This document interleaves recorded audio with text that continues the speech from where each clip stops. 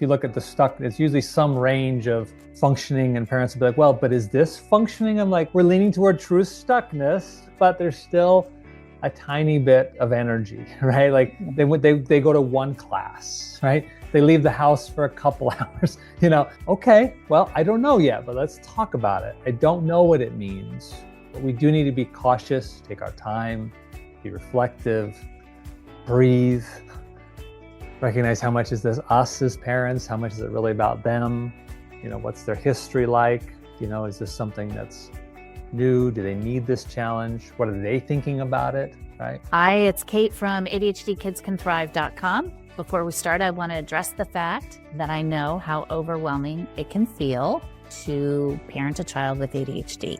That's why I want to share my journey with you through my book, How We Roll, A Parent's Journey on Raising a Child with ADHD.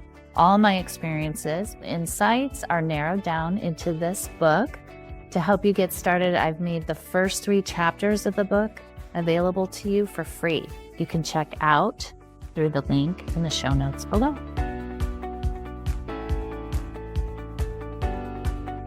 It's Kate from ADHDkidscanthrive.com. Thank you for being here. My guest today is Greg Burnham, who is Program Director of Gemba Boise. He's an ADHD parent coach, ADHD coach, and a therapist.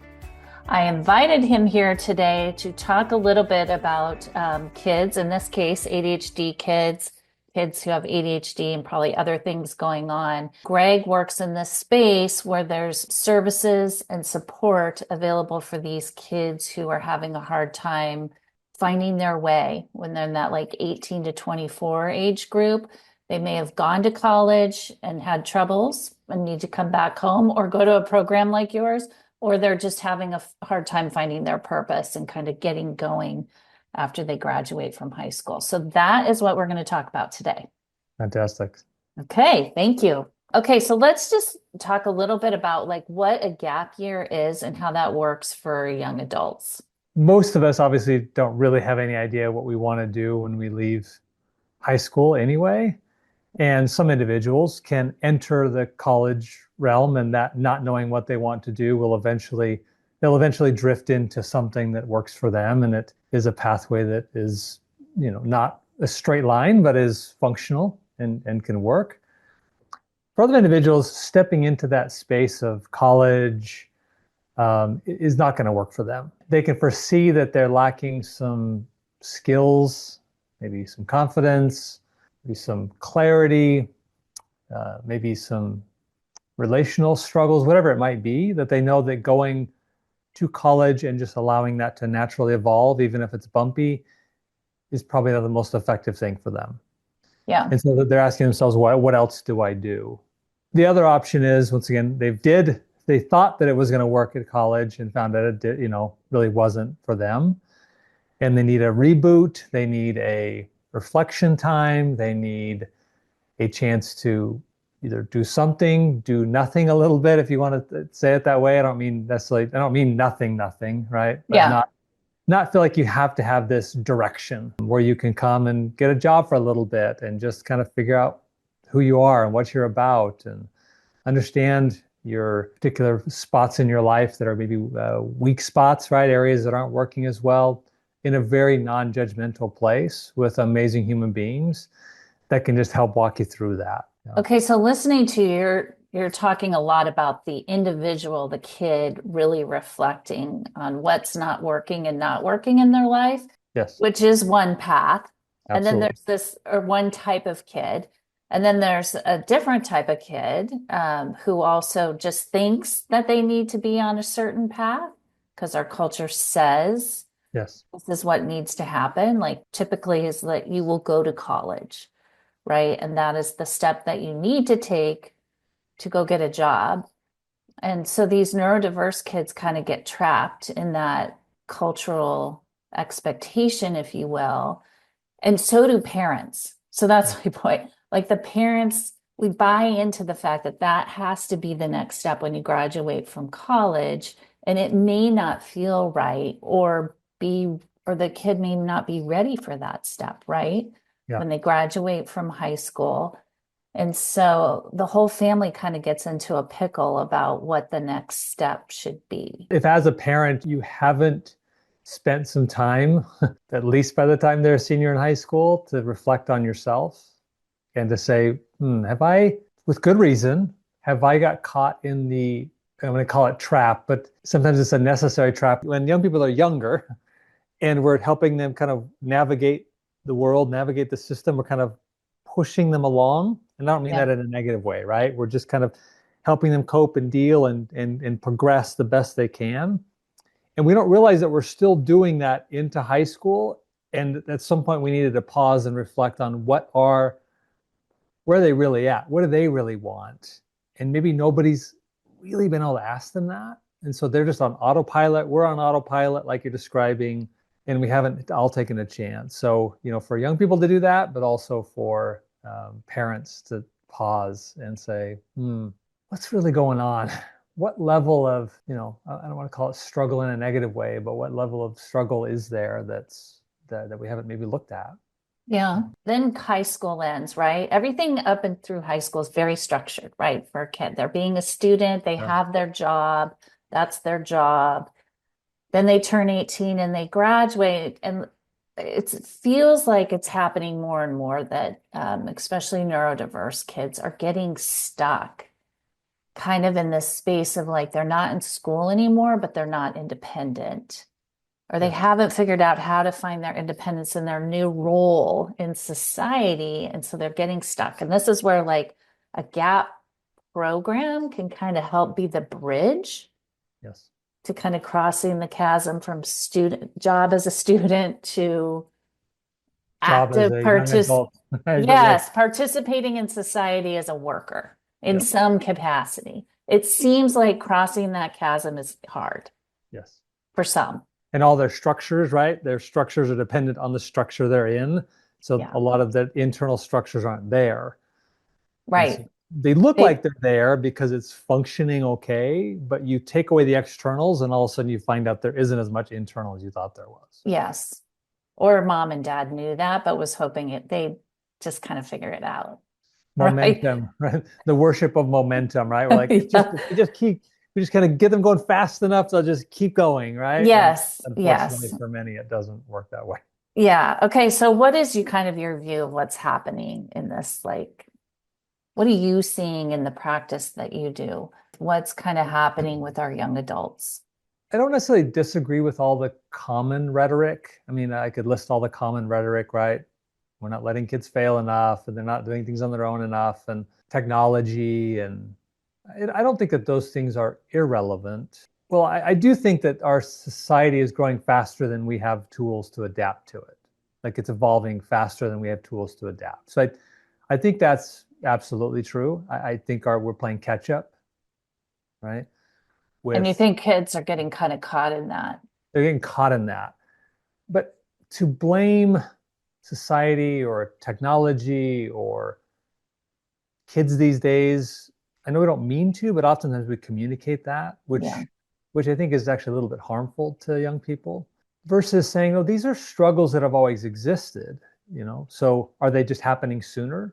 How many people with ADHD were pushed through the system, even through college, and then had to crash later, right? So I don't know if we really were to do a real cross-sectional study to see, is it really that different? I don't know if we would see it as different. I think it's happening sooner, but is that a bad thing, right? Right. What's happening sooner? The Kids are crash or the the crash. struggle or the Okay, got it. the hurdle, the shutdown, the Okay, that it's existential happening crisis. 18, 19, 20, where maybe It we was keep happening at 30. We didn't usually 30. think Got about it as it. much, Okay, right? got it.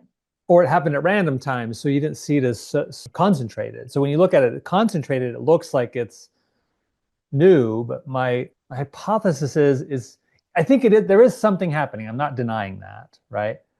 But it may not be as large as we think because it may just be happening earlier because of trends in society. But if we learn to work with those trends and understand them effectively, might that end up being a good thing that it's now happening sooner? We can work with it sooner. We can get them to gap years. We can get them to places to learn the skills. grow and evolve in a way that's going to work for them versus grow and evolve in a way that's going to work for us, right? Or, Right. fit our thinking, and them finding ways to navigate their world that are unique to them and are sustainable. Yeah. And that's the magic. Yes. It Right. truly is. It's doing that. It's the child who becomes the young adult Yes. finding that, right? The sweet Mhm. spot for them. Yes. And then they start to thrive. Yes. And that often doesn't always look like kind of the pace of the world, is what you're saying, which I do 100% agree with. And And I that, actually think maybe, do you think that's why neurodiversity is like on the rise? It's just truly what it is the world is speeding up. And so it's harder for your neurodiverse thinking and brain to kind of keep up with the speed of our world. yeah, and I think our kind of the traditional ways we think about change and growth don't fit for them either. And so we're having to evolve how we think about change and growth. We're almost a little bit, I don't want to say scientific, but too driven by outcomes, not enough by process. Yeah. And for the young people that I work with, it's all about process, right? It's all about like, I have this vision of them creating this internal scaffolding that's like leaning over, and it's in a good way. This is actually a really positive statement, but I would look at it and think that's funky. That doesn't work, but it works for them and it's theirs and they own it and they built it and it's sustainable for them. And it'll tweak and adapt and adjust, but because they built it, and they're willing to maintain it and they're taking complete ownership of it, it's a sustainable Yeah. structure. But I may think, no, it's supposed to look like this.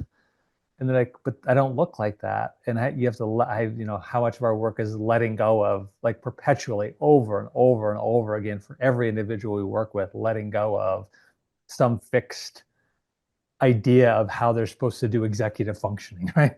Some Right. fixed idea about how they're supposed to manage emotions. Well, you're not doing mindfulness. So if you're not doing mindfulness, then how are you managing your emotions? You're not talking about it like I think you should talk about it. You're not, because I also work with individuals who are, obviously neurodivergent, but also on the autism spectrum. And so I work with a full range of, and our program works with a full range. So we see um, varying levels, right, of the need for them to build their own internal style and structure for us to guide and pace and teach and coach, but not control. Yeah. And that is the balance for all Yeah. parents, right? And their kids. That's kind of the dance. Yes. That's the assignment if you have a neurodiverse child. It Yeah. takes a high level of consciousness to really get how your kid operates and Yeah. how that what they need to operate as adults. Yeah, it's a journey. You create enough container, just enough cushion for them to go on that journey Yeah. with good Okay. people around. You have to have the good people that are the essence, right? That just know how to walk this path. So Greg, I read a lot about kids like what happens is they feel stuck in this dynamic of this transition, and doing drugs seems to be a primary way to solve this problem.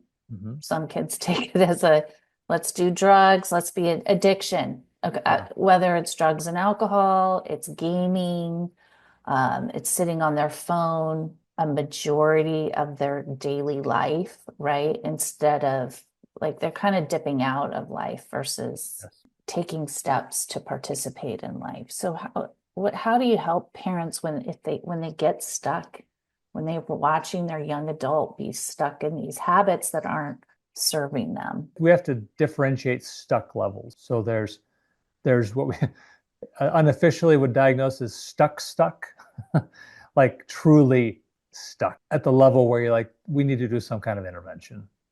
Yeah. They're not going to find their way out. They're Yeah. just And stuck. that's when you say you got to get help. Yes. You got to get a third party involved to help. And then you start the process of figuring out what level of help and support and all that kind of stuff when they're stuck. A lot of the young people I work with have been in that stuck. It's not so much like, yay, I'm going to a gap year. It's like, it really didn't work. Like I really got completely stuck. and Okay. could not find my way out. Not all of them, but just in my career, I've been more parents who are really in a severe situation going, we can't, they're not getting out of bed. They haven't gone to school for this long, completely stuck. So stuck, some kind of intervention is necessary.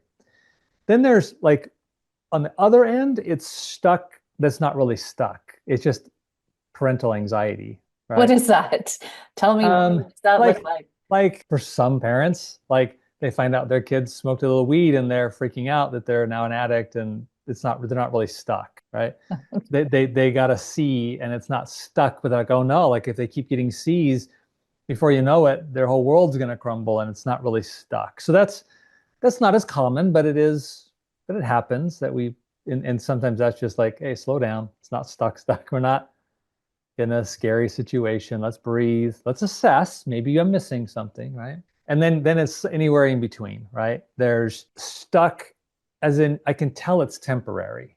So I don't need to react to it. I can let them struggle through this. There's still some momentum, right? There's enough that if I jump in, I'm probably going to make it worse. So I just continue to talk with them, process, support, wait for them to be ready to be like, okay, now I'm ready to engage. Because it's not harmful. They're probably gaming too much, whatever that line is. They're still going to most classes. Maybe they fail one of them. So you can tell that there is a stuckness. It is really a stuckness, but if I intervene, I'm going to probably make it worse because they need to work through that, right? They need to go through that process. They need to be asking for help. They need to be initiating. And if I take that away from them, then intervene, you know, Yeah. it's So not they're harm, it isn't like functioning on scaring them. some level. There's Some functioning at level of some level. function. Yeah. They're Yeah. making it work. Yeah. It may be bumpy, but it's working. And that's probably the most common stuckness we see, Okay. right? I mean, if you look at the stuck, it's usually some range of functioning, and parents will be like, well, but is this functioning? I'm like, okay, I now we're getting know. kind of we're leaning toward true stuckness, but there's still a tiny bit of energy, right? Like they go to one class, right? They leave the house for a couple hours, okay, well, I don't know yet, but let's talk about it. I don't know what it means, but we do need to be cautious, take our time, be reflective, breathe, recognize how much is this us as parents, how much is it really about them, what's their history like, is this something that's new, do they need this challenge, what are they thinking about it, right? What is the relationship like? So you have a lot of maneuverability in those middle spaces that are scary as a parent, but still take your time, right? There's no need to be too reactive in that space. Because if they, worst case scenario, they do fail the semester, was there still learning that happened because you didn't try and control it? And so Um, if they fail out of school, do you recommend them instead of coming back home? I mean, you could get it, it's up to the parent whether they want to pay for another semester, right? yeah. How long are they going to go of paying for semesters of failed classes? So as a parent, do you bring them back? I guess it's all individual, right? Do you bring it back home, or is this when you kind of go, oh, maybe we should look at like a gap program when we're working on things that aren't working on like building independent skills and responsibility, That's where I that think where a kind of coach track. comes in. Yeah, because you have a person to bounce it off of, play different ideas, challenge your own, once again, fears and anxieties that might get in the way of seeing straight. And then, yes, it is at that point it's good to say, well, I don't want to react. So if you're not in a reactive state and you see certain trends that are clear that they're not gonna self-correct. And I don't mean promises, because promises are meaningless. You look for the behavior, right? What are the patterns? What are the historical patterns? So if the patterns indicate that it's not going to self-correct, then why would you keep doing the same thing? Then we're probably in a little bit closer to that stuck place and you need something new. Yeah. And if you're in that place, then yeah, you start looking at what other options are there collaboratively with, because if you haven't reacted, then you're able to be more collaborative with your young adult at that point, Yeah. right? Because they're not like feeling controlled. And it's like you're just with them. Like, okay, cool. Like, it's all right. I use that phraseology a lot. It's all right. No big deal. It just is what it is. Like, we're just here. It's not, we don't need to treat this like you got a lot of life ahead of you. We got a lot of opportunities. It's just where you're at right now, right? That's where you're Yeah. at right now. So if that's where you are, then let's just face it and deal with it. and let's take the next step, whatever that is. And if that's a gap year, fantastic. Let's take a gap year in some form, right? I mean, some kids maybe need to clear their heads, but a lot of these young people, they just need, once again, a space to get coaching and to struggle and to go through that struggle, but learn to find a way out, you know? Yeah, and that seems to be the gap year is the hype, I guess, if Yeah. you will. And parents don't like you think of, well, gap year could mean these travel programs, right? Sure. Or there's junior college where you go a little bit slower, but then there's these programs like you have where it's like because of biology, they hit 18, they always they want some sense of freedom, but they may not be ready for like what college offers, right? And they may never be ready, but this is a great stepping stone. I see it as a great stepping stone for like if they're not ready for college, but they're not ready to be, most 18-year-olds anymore aren't ready to just like go live on their own, right?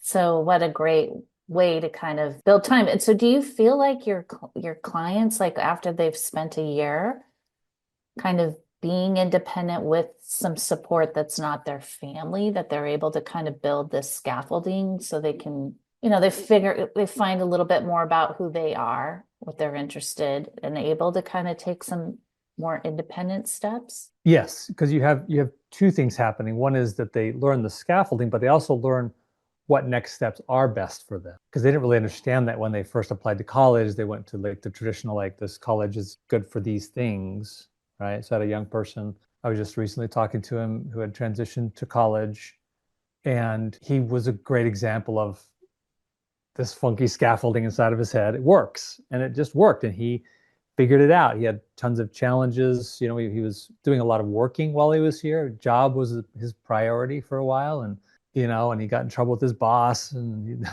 super anxious about that, and had lots of struggles, but figured it out, right? Navigated it, figured it out, created the scaffolding, and then at some point he said, "I think I would do well in that type of college." And so we started working toward that. It was his idea. He was driving it. Parents got 100% out of the picture. No, I don't mean non-supportive, but I mean Yes, 100% of yeah. any sort of A part management, of right? the decision making. Yeah. It was all his. So he took full ownership of it. He did his research and filled out the application, did his whole process, and now he's settling in very well, right? It's just a totally different scenario because that internal scaffolding has been built, funky as it is, and he decided this is what will fit for me in the future. And that combo, their autonomy has grown, the decision making has grown, the confidence that feeds off of that. All these factors come together and it sets them up now to go on a journey that'll be effective for them. Not without struggles, because they'll have other places they'll have to adapt their scaffolding and they also repeat that pattern, but it's repeatable now because they did it.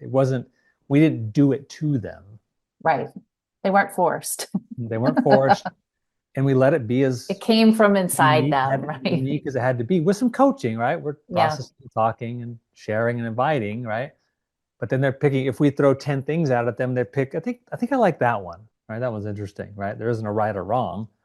Or I like a hybrid, like I kind of like that one, but I think I'll do it this way, my own way. Yeah. Great. That's awesome. It's yours. I wouldn't do it that way, but if it works for you, then go for That's the journey. That's what we're all looking for. it. Yeah. Okay, so did want to talk about, well, I know people who are listening, they're going to go, what are the fees? How much does this cost? Is Yeah. insurance help? If you can just give us like broad level kind of view for a parent who's considering, they're listening to this going, wow, I didn't even know this was available as an option. So the way I think about it, just globally, I'll talk not just about us, but globally is, if you're doing like a travel one, that's going to be expensive because travel and the costs associated, all the things that have to do with being abroad and all of that Yeah. can be And expensive. can I add that travel though too, those aren't providing any kind of intervention on helping a kid find their own agency, except for the fact that they're traveling separate from their family. Like there's no therapeutic work, right? Sometimes there is. You might have a Okay. therapist that's involved in it. There are some moderately therapeutic versions of that. Um, Okay. Good so to know. I don't think that there just a lot out there. I think for parents to know that there's a lot of options out there, a lot of variety. So now, and then when you lean toward us, we're going to be a little more expensive because we have a lot of therapeutic oversight, right? So we're going to have the type of people, the caliber of people that are really going to be able to help intervene and individualize it. So if we just create like this structure, this is the way we do things, right? Then we can hire less skilled people and they can just kind of do the formula, right? But if we're Right. going to truly treat every person as an individual, so I think, if you're gonna do all of our services, be in our apartments, do everything, it's gonna be like 9,000. Okay. And Right. do you recommend your students, what do you call it? Students, people who come, Yeah. what do you recommend? How long should they stay? Whatever they need, right? Like, do they stay for Most stay what's like around a really year. effective, like a year-long Yeah. program? Yeah. Yeah, and some people realize that they're not like they find community here and they just realize that going to school here and living here. And so then we lessen services, right? So they can Oh, step all that's the way great. down to where they Yeah. just have coaching, they're living somewhere else, they come back and see us, have that touch point and they've found Because you're near Boise State. so Okay. BSU. Yeah. Yeah. We have other community. So people find that a community college is better. They find that, a trade is better, right, for them. Once again, what's really good, you decide, young person. Like, I know it feels like a lot of pressure. We don't put that on them early on. Yeah. We are planting that seed early on that they're having to design their lives to work for them. Yeah. Well, and Right. that's what every young adult wants is Yes. agency over their own life, Yes. But they're right? scared. They're But terrified of it. sometimes, yes. Yes. And sometimes they may not be ready or they need more support and more therapeutic work to kind of get them to what they really want. So that's tremendous. So that's why he's a coach guy. That's why it's more coaching even though we are therapeutic, we take a coaching method because it isn't heavy on the talk therapy, if you will, right? We're more Yeah. practical, hands-on. Let's go for a drive. Let's get you to go take care of this errand. And while we're going, we'll go chat about this thing. Let's sign you up for this group or this. And we're more about a lot of programs will be a lot about the programming is where you find your community. We're about find your community outside of us. Like we should be an anchor, maybe how you would think of your family as kind of your anchor point, but your family is not your community, right? You got to go out and find that. And we want to help people learn how to find that through their employment, through their schooling, through, clubs, through volunteer work, whatever that is, and help them design and find that community outside. Yeah, that's wonderful. Which is more lasting also, right? Because if you learn how to build community, it's more beneficial than plug and play. You know how to like adapt. Because then if we're not careful, we become another high school situation. Yeah. And that's what happens a lot of times in the travel ones, which they're fantastic. I'm pro travel, but the same thing, right? It's one more container for you to be in that is safe and secure and great. And maybe some people need that. And I do know some people need that and benefit from that. And so again, I'm not against, everybody's different. So you got to know what you're actually buying into. Yeah. Yeah. When you're thinking about this stuff. Okay. And then overall, do you feel that your students, like just as their brains develop and they get all these skills and find agency in their life, that like as they mature, they do find their way? Absolutely. Yeah. Yeah, it's exciting. It's slow, it's tedious at times, but when you take that pace and you take off that external pressure and you really let them start to feel themselves and, parents aren't to blame anymore and school's not to blame and they're not to blame either. There's no blame anybody. There's no directional blame. You get to start to design your life without that, unnecessary added pressure that we often put on neurodivergent individuals to fit something. Yeah. And they feel that kind of internal calm and start making choices and they become more collaborative, right? They become more willing to seek out the help because it's not being forced on them. Back home, so often is the case. They're made to go to therapy and they go and they tolerate it and it's fine, but they don't really own it. All right, Greg, you've been a wealth of information. That's good to spend time with you. Yeah, absolutely. For this group of kids, I think parents really are trying to figure it out. So this was very good. I really appreciate your time. Great. Good to be with you, Kate. Yeah, thank you.